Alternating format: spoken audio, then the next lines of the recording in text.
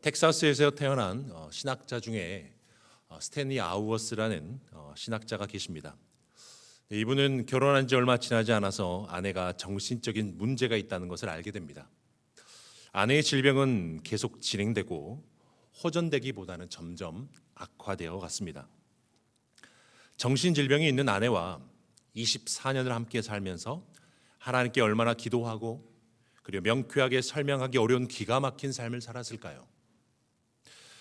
속 시원한 대답이 주어지는 인생이 아니고 고통스러운 상황이 쉽게 종결되지 않고 기도하고 잠을 청해보지만 아침에 일어나면 여전히 그 문제가 자신을 비웃는 것처럼 느끼곤 했다고 합니다.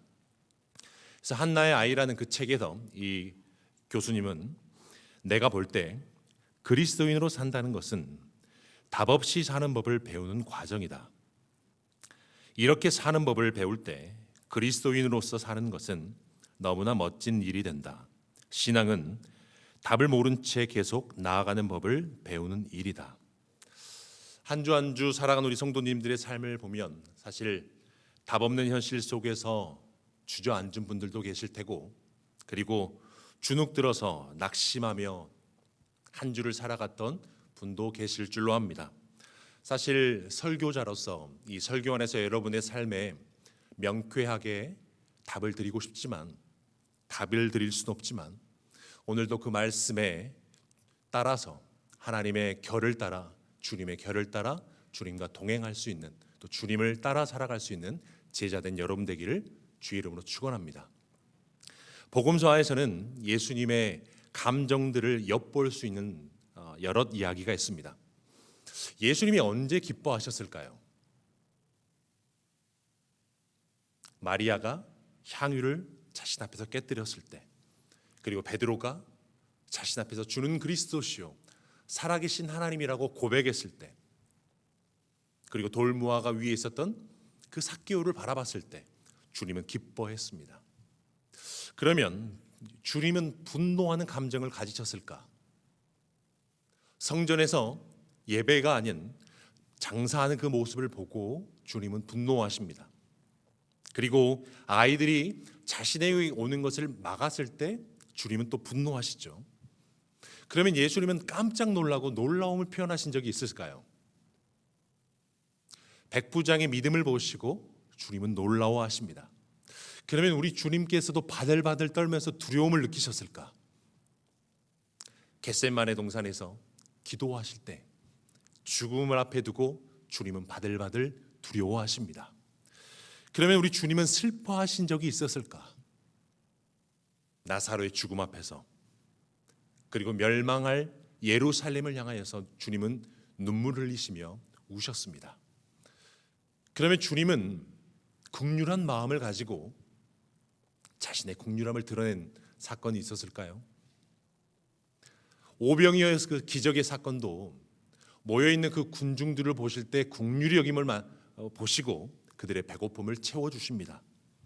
그리고 나사로의 죽음을 통하여서 나사로를 향한 긍휼함과 그리고 나사로 죽음으로 인한 누이들이 슬퍼하는 모습을 보고 긍휼의 기적을 일으키시죠. 그리고 나인성 과부의 아들이 죽었을 때 그것도 불쌍히 여김으로 기적을 일으키시고, 그리고 자신에게 몰려든 사람들이 목자 없는 양같이 보여서 그들에게도 긍휼한 마음으로 기적을 일으키십니다. 예수님의 기적들은 긍휼히 여기심으로 비롯되었고, 그리고 긍휼이 주님의 사역의 뿌리였습니다. 그런데 우리 주님은 긍휼한 마음을 가지고 이렇게 사역을 하시는데 사회적인 분위기는 조금 달랐습니다. 지성인들 대부분은 로마의 힘과 무력과 용맹을 숭상했고, 긍휼이나 자비는 피해야 할 질병이요 경멸할 대상으로 여겼습니다. 더욱 잔인해야 되고 더욱 무자비한 자만이 생존한다는 그 로마의 철칙과 아주 동떨어져 있는 말씀, 긍휼히 여김을 받는 자에 대한 이야기를 해나가시죠. 그 시대적으로도 아주 역설적인 삶의 방식을 제시합니다. 오히려 사람들이 기대했던 것은 시대적인 그 풍조에 저항의 깃발을 들고 있는 예수님의 모습을 바라봤을 것입니다. 나라를 빼앗겨 척박한 삶의 원인을 제공한 그 원수들에게 응당한 보복을 하기를 위해 위했을 것인데, 근데 예수님은 긍휼히 여기는 자의 마음을 역설적인 마음으로 제시하시는 것이죠. 정치적으로 혹은 군사적인 역량을 길러서 찬탈당한 그 조국의 주권을 회복합시다. 데모를 일으켰으면 좋았을 텐데, 주님의 권고는 세상 물정 모르는 풋내기 영웅의 어떤 감상적인 성동처럼 들렸을지 모릅니다. 왜냐하면 주님이 제자로 살아가기를 원했던 그들의 삶은 성공의 삶이 아니라 성도의 삶이었기 때문입니다. 그래서 심령이 가난한 자는 복이 있나니 그들이 천국이 그들의 것이며라고 말씀하시고, 애통한 자는 복이 있나니 그들이 위로를 받을 것이다. 그리고 온유한 자는 복이 있나니 그들이 땅을 기업으로 받을 것이며, 의에 줄이고 목마른 자들에게는 복이 있나니 배부르게 채워줄 것이다. 그리고 긍휼히 여긴 자는 복이 있나니 그들이 긍휼히 여김을 받을 것이다 라고 주님은 말씀하십니다. 그러면 그 긍휼함이 어떤 의미일까? 그 긍휼함은 성경에서는 인자하심, 그리고 자비, 사랑, 불쌍히 여김이라는 다양한 번역을 가지고 있습니다. 그런데 이 의미 중에 독특한 의미가 있는데, 하나님의 자궁이라는 표현이 쓰여져요. 젖을 빠는 아이에 대한 엄마의 마음을 상징을 하고 있습니다. 주님의 긍휼이 얼마나 깊고 강력한 감정이든지 하나님의 자궁이 움직인다는 표현을 쓰고 있는 거예요. 긍휼은 자신을 내어준 아버지 하나님의 마음이고, 생명을 바치는 사랑하는 엄마의 마음입니다. 자녀를 불쌍히 여기는 마음이고, 부드러운 마음이며 애를 끊는 그 감정이 바로 긍휼이었던 것이죠. 그런데 그 긍휼과 반대적으로 로마의 그 식민지로 있었던 그 시대에는, 로마에서 아이가 태어나면 파트리아 포테스타스라고 해서 아버지의 권력이 굉장히 중요했습니다. 아이가 태어났을 때 엄지손가락을 들어서 엄지를 들면 그 아이는 살리고, 엄지를 내리면 그 아이를 익사를 시킬 수 있었습니다. 또 로마의 시민들은 자신의 노예가 더 이상 자신의 마음에 들지 않을 때 내쫓을 수도 있고, 심지어는 죽일 수도 있었습니다. 노예들은 주인에게 대항할 법적 권리조차 아무것도 없었습니다. 원한다면 아내도 내쫓을 수도 있고 아내도 죽일 수 있는 권리가 있었던 것이죠. 그런데 그런 상황에서 긍휼히 여김을 받는다라는 것은 굉장히 먹혀들 수 없는 어떤 메시지였던 것입니다. 주기도에서도 우리 주님은 우리가 우리의 죄 지은 자를 사하여 준 것 같이 우리의 죄를 사하여 주옵시고라고 말씀하시죠. 긍휼히 여기는 것 같이, 자비를 베푸는 것 같이, 용서를 베푸는 것 같이, 혹은 긍휼히 여김을 받은 것만큼, 자비를 베푸는 것만큼, 그리고 용서한 만큼 너에게 긍휼이 임할 것이고, 사랑이 임할 것이고, 용서가 임할 것이다라는 말씀입니다. 그러면 이 가치, 어떤 만큼의 어떤 용례가 어디서 쓰여지냐면 마태복음 18장에서 드러납니다. 왕이 10,000달란트 빚진 자를 탕감해 줍니다. 그런데 그 탕감받은 자는 동료에게 100데나리온을 구워줬는데 그것을 갚지 않는다고 해서 멱살을 잡아다가 감옥에 쳐넣는 것입니다. 우리 한번 생각해 봅시다. 자, 그럼 100데나리온이 얼마큼 됐을까? 우리가 1데나리온은 성인 남성이 하루 벌 수 있는 어떤 그 돈입니다. 그럼 100데나리온은 100일이겠죠. 안식일을 다 제외하면 약 4개월치 임금입니다. 뭐 월 2,000불을 벌면 뭐 8,000불 정도 되겠죠. 뭐 한 5,000불 정도를 월 벌면 2만 불 정도 되는 금액입니다. 그 돈을 생각하면 작은 돈이 아니고, 그 금액을 가져다가 갚지 않으면 멱살을 잡을 만할 것 같아요. 그런데 10,000달란트를 탕감을 받았습니다. 10,000달란트 영이 얼마 되냐면 한 달란트가 6,000데나리온입니다. 6,000데나리온은 한 사람이 약 20년 정도 일을 해야지 벌 수 있는 금액. 그러면 한 달란트가 20년이면 10,000달란트면 20만 년입니다. 20만 년 동안 일을 아무것도 쓰지도 않고 버는 돈이 10,000달란트라는 것이죠. 도무지 갚아낼 수 없는 그 금액을 탕감받은 거예요. 어마어마한 그 금액을 탕감받은 자가 지금 4달치 싹쓸 갚지 않은 그들을 잡아다가 감옥에 넣는 것입니다. 주님이 이렇게 말하죠.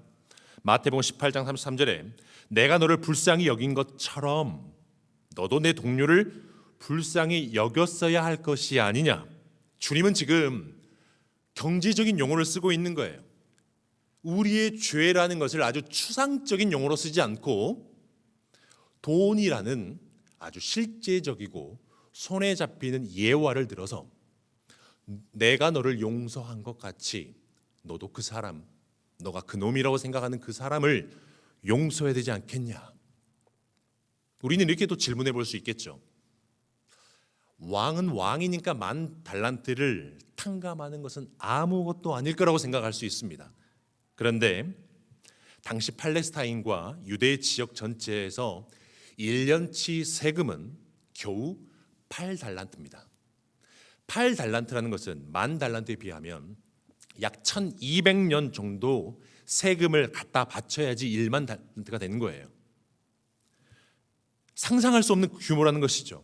왕조차도 이 10,000달란트를 탕감해 준다는 것은 엄청난 손해이고 치명적인 손해를 감수하고 나서 용서를 베풀고 있는 것입니다. 어쩌면 나라가 완전히 파산할지도 모르죠. 나라가 일그러질 만큼 힘들어질 수가 있는 상황으로 몰고 가신 것입니다. 그 빚을 탕감해 주기 위하여서. 이것은 비유인데 이 탕감해 주신 그 비용은 독생자 예수 그리스도를 내어주신 하나님의 죽음의 비용이었습니다. 왕이신 하나님의 마음이 일그러질 만큼 찌그러지는 그 비용을 감당해내는 것이 바로 십자가에서 예수 그리스도의 죽으심이었습니다. 왕이신 하나님의 상처를 포개고 맞닿아 있는 그 십자가가 바로 비용 지불의 값이었던 것이죠. 우리 하나님의 마음은 모든 것을 잃어버린 것 같았을 것이며 그 돈을 감당할 수가 없었습니다. 하나님의 마음은 호흡과 호흡 사이의 비통함과 안타까움이라는 슬픔의 덩어리를 가지고 내 아들의 목숨값이니 너도 똑같이 용서하라라고 말씀을 하는 거예요. 감당할 수 없는 그 아픔에 자식을 내어주는 그 사랑을 가지고 내가 너를 사랑한 것처럼 너도 또 마땅히 사랑하는 것이 옳지 않느냐. 마태복음 18장 35절 보면 너희가 각각 마음으로부터 형제를 용서하지 아니하면 나의 하늘 아버지께서도 너희에게 이와 같이 하시리라. 마태복음 6장 12절에서도 우리가 우리에게 죄 지은 자를 사하여 준 것 같이 사하여 준 것만큼 우리 죄를 사하여 주시옵고. 아주 무서운 말씀을 우리에게 던지고 있는 것이죠. 우리가 용서한 만큼 용서한 것과 같이 너희가 용서함 받는다. 너희가 긍휼함을 베푼 만큼 긍휼함을 베푼 것 같이 너희에게 긍휼함이 있을 것이다라는 말씀하고 있습니다. 스베냐 플라스펠라라는 작가가 조금 불편한 용서라는 책을 썼는데 이 책을 보면 푸른색 배경에 어떤 여인이 누군가와 마주 앉아 있습니다. 앞에 누가 앉아 있는데 그의 시선은 외면하고 있고 무척이나 불편해 보입니다. 그 책의 내용을 보면 어린 딸을 남겨두고 자신의 삶을 떠난 엄마를 원망하는 딸이 용서에 대한 이야기를 쓰고 있습니다. 가족처럼 끝까지 믿었고 가까운 사이였는데 오히려 가까운 사이이기 때문에 배신감과 분노가 더욱더 컸던 것 같습니다. 자신과 동생을 새아버지에게 맡겨두고 세 번째 남편이 될 사람과 함께 떠난 어머니를 길을 가다 우연히 만나게 됐죠. 딸은 엄마가 벌을 받기 바랬고 신이 엄마에게 복수해주면 좋겠다라고 간절히 소망을 품고 살아왔습니다. 그녀는 질문을 하죠. 용서는 이해한다는 것일까? 아니면 용서는 무조건 사랑한다는 것일까?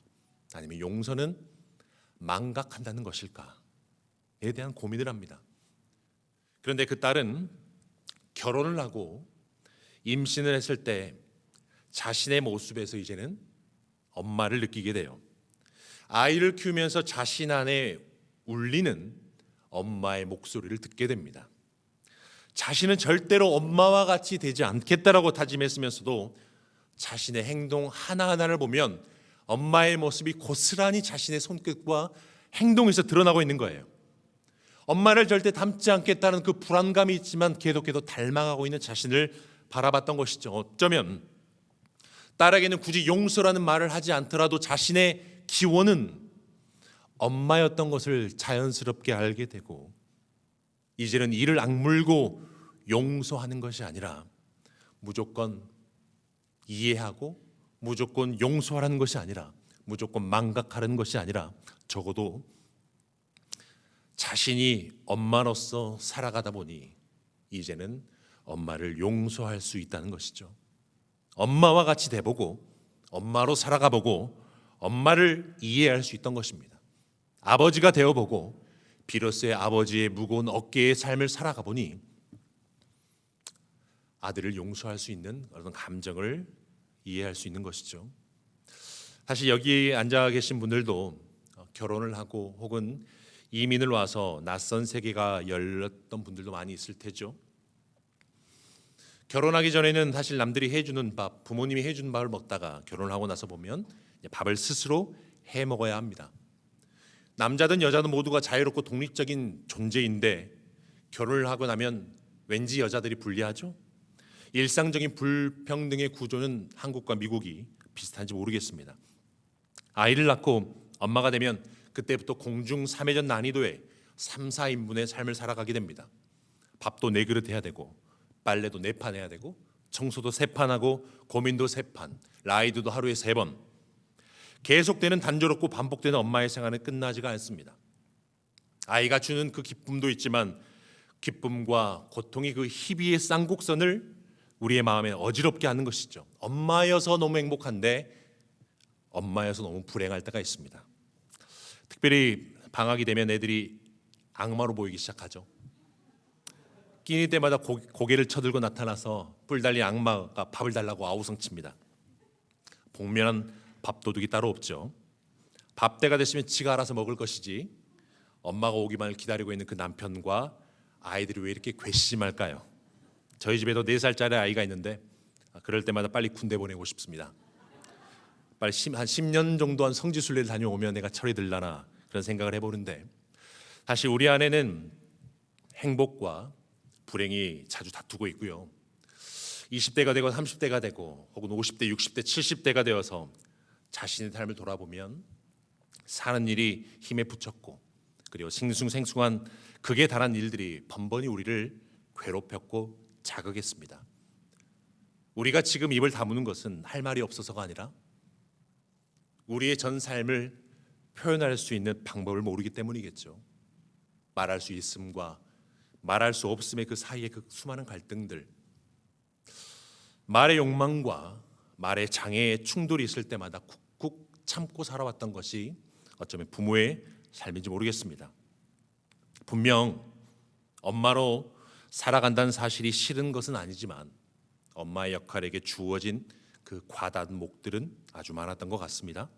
그런데 그 부모를 용서할 수 있는 것, 그리고 부모를 이해할 수 있는 것은 엄마가 돼 봐서 엄마로 살아가 보면서 모질게 굴었던 그 엄마가 차츰 용서되기 시작하죠. 아빠가 돼보고 살아가 보니 투박하게 사랑한단 말 한마디 못했던 그 아빠의 마음, 생계를 쫓아 하루하루 아등바등 살았던 아빠의 어깨에 무게감을 느끼는 순간 우리는 아빠를 이해할 수 있습니다. 아빠만큼 힘들어봤고 아빠만큼 고대받고 엄마만큼 힘들어 보기 때문에 우리는 그들을 용서할 수 있고 또 이해할 수 있는 것이겠죠. 이와 마찬가지로 우리도 다른 사람을 이를 악물고 용서할 수도 있겠지만 우리가 용서하고 긍휼히 여기고 사랑을 베풀 수 있는 것은 우리 안에 주님의 사랑이 채워질 때입니다. 주님께서 우리의 죄를 10,000달란트나 되는 그 죄를 값을 지불하여서 우리를 용서해 주신 그 사랑을 우리가 경험하게 되면 그 사랑만큼 사랑과 같이 용서한 만큼 우리의 용서도 사랑도 흘러가게 되어 있습니다. 여러분이 사랑하고 용서받고 긍휼히 여기는 그 사이즈는 하나님께 받은 그 사랑의 사이즈인 거예요. 여러분이 용서할 수 있는 그 크기는 여러분이 용서받은 그 사랑과 정비례해 나갑니다. 하나님의 사랑을 맛본 사람은 그 사랑 때문에, 그 긍휼하심 때문에, 그 용서하심 때문에 자연스럽게 긍휼히 여김과 자비와 사랑할 수밖에 없다는 것이죠. 그래서 긍휼히 여긴 자는 복이 있나니 긍휼히 여김을 받게 되는 것입니다. 교회 안에 있다 보면 옳고 그름이 보일 때가 많이 있겠죠. 이것은 옳고 저것은 그르다라고 생각할 때가 있고, 혹은 우리가 투표를 내서 찬성이냐 반대를 할 때가 있습니다. 그런데 우리는 그 찬성이냐 반대를 생각의 선일 뿐, 이거는 관계의 선이 아님을 기억해야 됩니다. 왜냐하면 우리 주님은 성큼성큼 그 선을 넘어가서 긍휼을 베푸신 분이기 때문입니다. 사람들의 손가락질을 당하고 도움이 되지 않았던 삶을 살았던 5명의 남편이 있었던 그 사마리아 여인은 다른 사람들이 절대 상종하지 않고 선을 그어버렸던 사람입니다. 그러나 우리 주님은 그 선을 과감하게 넘어가셔서 사마리아 여인에게 다가가십니다. 그에게 손을 내밀어 주시고 주님의 긍휼의 손을 뻗으신 것이죠. 사람들은 매국노라고 선을 그었던 세리 삭개오와도 함께 식사를 하시면서 사람들은 다 동의되지 않지만 우리 주님은 동의하시고 그 선을 넘어서, 경계를 넘어서서 사랑을 표현해 주십니다. 자신의 아버지의 재산을 다 탕진하고 돌아온 그 아들은 노예가 되거나 버림당에 마땅하지만 맨발로 치긴 여긴 마음을 가지고 목을 안고 입을 맞추며 자신의 옷을 벗어줘서 덮어주는 선을 넘는 사랑이 바로 주님의 긍휼하심과 사랑입니다. 원수된 자를 죽을 수밖에 없어서 지옥으로 떨어질 수밖에 없지만 우리 주님은 그 선을 넘어서 우리에 대한 자기의 사랑을 확증하신 분이 우리 주님이십니다. 죄인 되었고 원수 되었고 연약한 우리를 향하여서 과감하게 선을 넘어서 사랑을 표해 주신 분, 자신의 독생자를 내어주시면서까지, 자신의 삶이 일그러지면서까지, 눈물을 흘리시면서까지 사랑을 표현해 주신 분이 바로 하나님의 사랑입니다. 그 사랑을 받고 긍휼을 받은 사람은 자연스럽게 우리도 선을 넘어서 사랑할 수 있고 용기 내어서 용서할 수 있는 삶을 살게 되는 줄로 믿습니다. 20년 전에 있었던 일인데, 한 여인이 이화 여대에서 부잣집 외동딸로 살아갑니다. 아무것도 부족감 없는 삶을 살다가 자신이 영부인이 되겠다는 꿈을 가지고 살아가요. 그래서 남편을 구할 때 사관학교 출신 엘리트 장교와 결혼을 하게 됩니다. 10살 차이가 나더라도 원대한 꿈을 이룰 수 있는데 결혼을 하게 됐는데, 남편은 더 이상 진급하지 못하고 지방 발령만 나기 일쑤였습니다. 그래서 결국 아들을 통해 한풀이를 하려고 했는데 그 아이가 키도 작고 왜소하고 학교 생활도 잘 적응하지 못하는 거예요. 그래서 계속해서 그 아이는 열등감만 커져가고 부모는 어릴 적부터 잔소리와 구복을 통해서 아이의 자존심을 완전히 박살내버립니다. 그 아이 이름은 이은석인데 어릴 때부터 정신적 학대를 가지고 살아왔습니다. 어릴 때 꾸준하게 부모로부터 사랑을 공급받아야 되는데 애정 결핍 가운데 살아가게 되죠. 그래서 결국 부모님과 얼굴을 마주치기 무서워서 집에 틀어박혀 살게 되고, 화장실도 엄마 아빠가 없을 때 화장실을 가고, 잠도 못 자고 밥도 못 먹는 아이로 피로와 불안감 속에서 살아가는 아이가 되었습니다.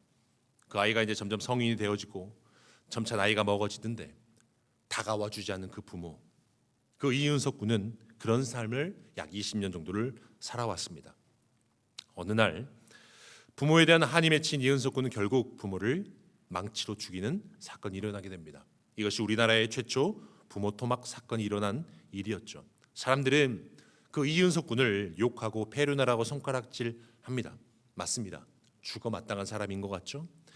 하지만 그 이후에 변호사와 상담가가 그를 평가한 결과 이윤석 군의 그 마음은, 그 내면은 말라 비틀어져 있던 것을 알게 됩니다. 부모로부터 물과 영양분과 햇살이 그에게 비춰져야 했지만 무뚝뚝한 그 아버지의 기대와 손가락질 당하는 어머니 아래서 공허하고 뻥 뚫린 그의 가슴은 이미 살인하기 전부터 괴물로 자라왔던 것입니다.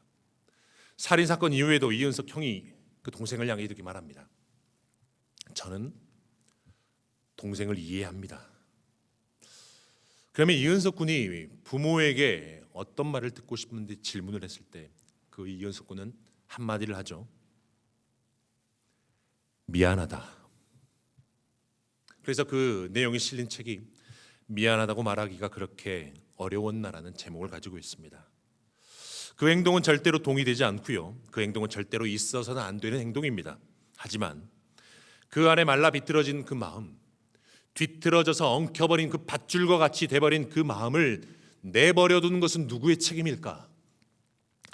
부모가 이은석 군의 어린 시절부터 살인자로 키워왔고 정신병자가 되도록 몰아가고 있었지 않았는지를 질문해보고 싶습니다. 우리는 이은석 군의 행동을 비판해야 하지만 그에 앞서서 부모가 자녀에게 미안하다는 그 말 한마디 못해서 이런 일이 발생한 것은 우리는 깊이 생각해 보아야 합니다. 물론 부모님들의 마음을 생각해 보면 늘 자녀에 대한 미안함을 가지고 살아가시죠. 가진 것이 더 많았으면 더 누리게 해줬을 것이고 아는 것이 더 많았으면 더 가르쳤을 것이고 인내심이 더 많았으면 화를 덜 냈을 텐데 라는 마음, 늘 미안한 마음을 가지고 살아가는 것이 부모의 마음이고 자식 둔 것이 죄라는 마음으로 늘 자식 앞에 죄스러운 마음으로 살아가는 것이 부모의 마음입니다. 어쩌면 부모는 자녀에게 잘해준 것만 기억하고 자녀는 부모가 나에게 못해준 것만 기억합니다. 서로 기억이 어긋나 있는 것이죠. 많은 자녀들이 스스로의 인생을 사는 것이 아니라 부모가 요구하는 삶, 부모가 정해놓은 삶, 부모가 바르다고 하는 그 삶만 살아가다 보니 결국 부모에 대한 미운 감정이 생겨나고 그리고 부모와 갈등이 심화되고 그리고 결혼하지 않겠노라, 나는 부모가 되지 않겠노라라고 하며 난 엄마가 되지 않겠다 혹은 아빠와 같이 되지 않겠다 말을 하면서 미움의 웅덩이 속으로 깊숙이 빠져들곤 합니다. 우리 자녀들이 왜 그럴까? 사실 부모님의 마음을, 삶을 이해하지 못한 것이죠.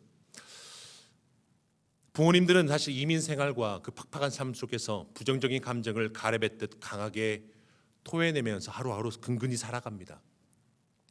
부모는 아이에게 거칠게 화를 내고 혹은 자신의 감정을 주체할 수가 없어서 어떤 물건을 깨뜨리고 부수고 나서야 그 감정이 추스러졌는지 모르겠습니다. 그러면서 부모는 아이에게 가장 안전한 존재가 되어야 되는데 어느덧 가장 불안한 존재로 되는 것이 부모와 자녀의 관계가 될 수도 있죠. 부모들이 표현력이 부족하다 보니까 독한 말, 센 말을 해오곤 했습니다. 부모들은 돈 하면서 돈이 아깝다라고 자녀들에게 이야기를 할 때 자녀들은 돈만 생각하는 엄마로 생각했지만 사실 부모님의 마음은 돈을 아껴 쓰기 바라고 돈을 정직하게 쓰길 바라는 부모의 마음이었을 테죠. 다른 아이들과 비교하면서 넌 그 사람만큼 못하니라고 하는 그 말의 진심은 사실 너와 좀 더 열심히 했으면 좋겠다, 잘했으면 좋겠다라는 부모의 응원이었는데 그 표현이 어쩌면 서툴렀을지 모르겠습니다. 우리는 그 부모를 생각하면서 우리는 자녀된 우리는 이해할 수 있고 그를 용서할 수 있어야 되겠죠.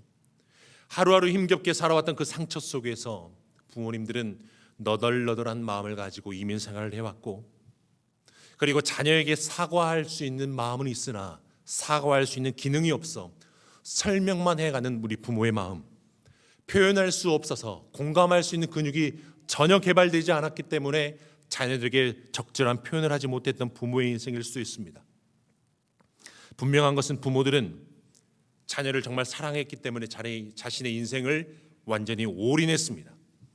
자신의 삶을 다 포기하면서까지 엄청난 시간과 에너지와 자신의 삶을 포기하고 나서 허리띠를 졸라매고 자식을 사랑했으나 표현이 부족했고 적절하게 자신을 드러낼 수 없어서 부모와 자녀 사이에는 상처가 생겼고 원망이 생겼고 서운함이 생겼고 섭섭함이 생길 수도 있습니다. 그런데 저는 그 마음 자체는 죄가 아니라고 생각합니다. 그 마음은 반응입니다. 표현하지 못한 그 상황에 대한 반응입니다. 자녀된 우리가 부모를 생각할 때 기억해야 할 것은 엄마에게도 엄마가 필요합니다. 지금 울고 있는 엄마가 굉장히 단단해 보이지만 그 엄마도 엄마의 막내딸인 것이죠.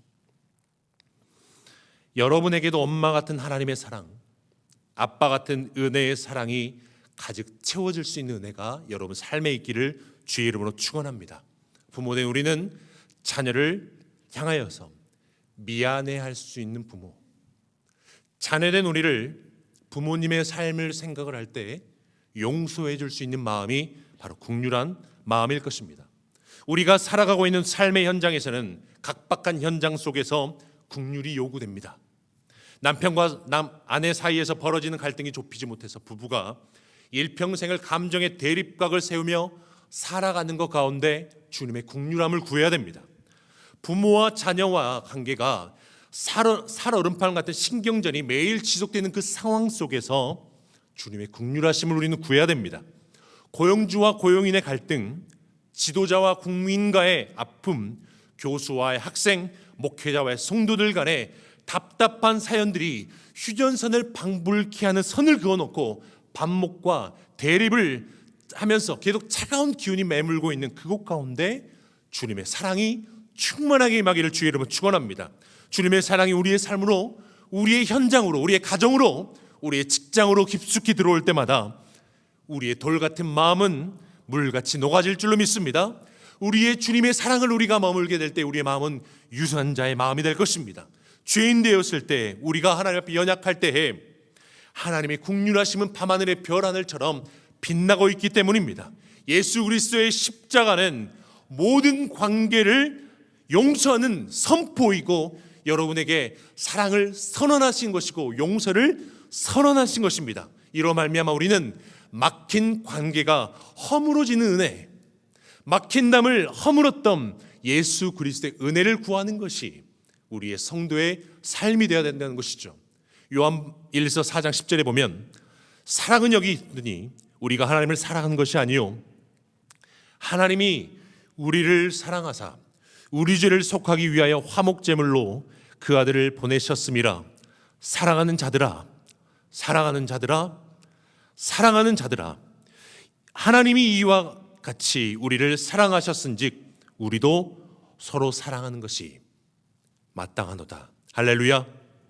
그 선을 넘어서 다가오시고 자신을 완전히 깨부숴서 화목제물 되어주신 하나님의 사랑을 누렸으면 우리는 그 사랑과 같이 그 긍휼하신 만큼 사랑하며 용서하며 긍휼을 여기며 살아가던 것이 마땅한 성도의 삶일 줄로 믿습니다. 주님은 분명히 말씀하십니다. 긍휼히 여긴 자에게 긍휼한 은혜를 주실 것이다라고 말씀하십니다. 사랑하는 성도님들, 우리 기독교는 은혜의 종교라고 하죠. 그 은혜의 종교의 그 핵심은 은혜라는 그 추상명사인데 그 은혜라는 추상명사를 벗겨보면 용서는 덩어리가 나옵니다.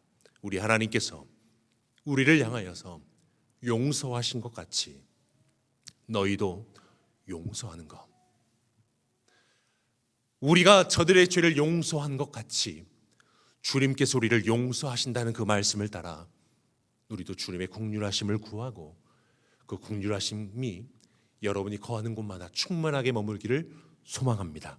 용서가 필요한 것은 교도소일까? 아니면 우크라이나 전쟁터일까? 어쩌면 가장 많은 상처를 주고 가장 많은 죄를 짓고 가장 많은 가해자와 피해자가 발생하는 가정일지 모르겠습니다. 여러분의 가족, 여러분의 엄마 아빠, 여러분의 자녀, 그리고 교회에서 형제된 모든 지체들을 향하여서 우리가 용기 내어 용서하고 주님의 긍휼과 사랑의 통로가 되는 여러분 되기를 주의 이름으로 축원합니다.